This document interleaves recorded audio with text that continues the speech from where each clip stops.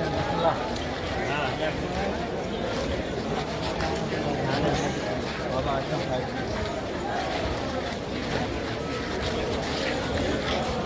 भाईजान पुलो मकान का जो बिस्मिल्लाह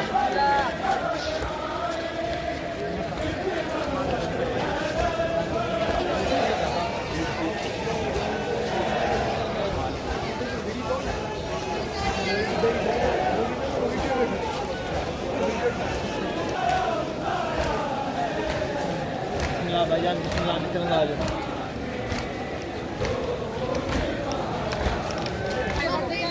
एक करके चलो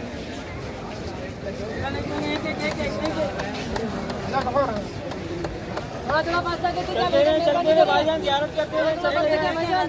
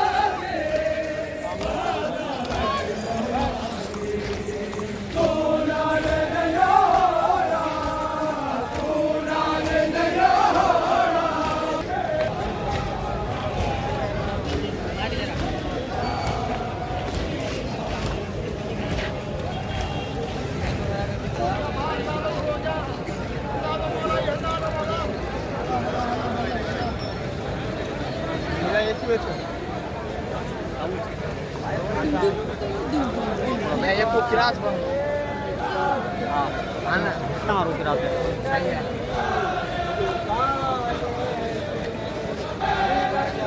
ओ तेरा वो अरे बेटा आ जाओ नारे है डरे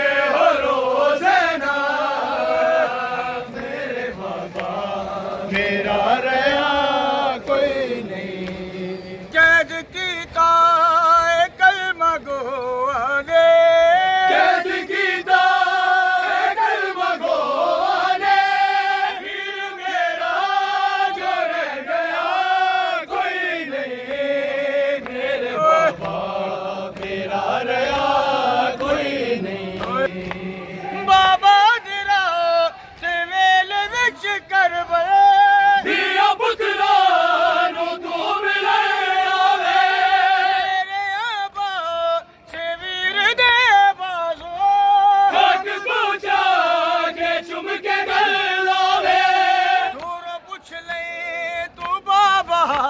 मेरा दूरों पूछ ले तू बाबा हाल मेरा मेरे सिर पे है जिम्मेदार कोई नहीं मेरे बाबा मेरा रहा कोई नहीं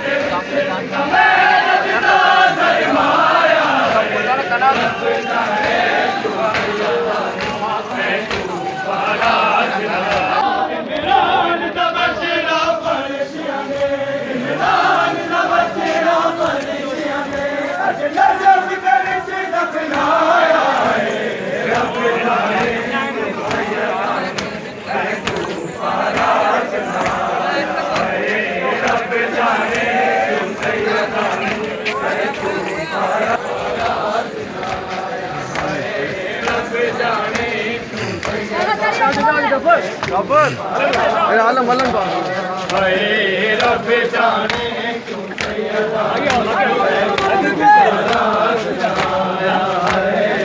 ज़रबत लगी।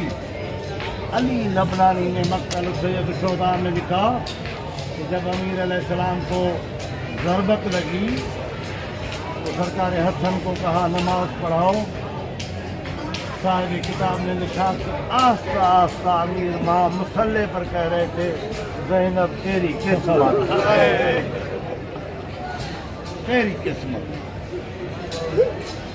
जख्मी अली को ले चले, अमीर अलैहिस्सलाम को ले आए। अभी घर से दूर थे, साहबा रो रहे थे। अब जिसके दिल में गोश्त का टुकड़ा, पत्थर का नहीं, गोश्त का टुकड़ा, रो रहे थे। अमीर ने कहा हसन यहाँ रखो, मुजफ्फरी को यहाँ रखो। क्यों? कहा ये रो रहे हैं, मैं अली नहीं चाहता कि इनकी आवाज़ ज़ैनब न सुने। इतना गैरतमंद इमाम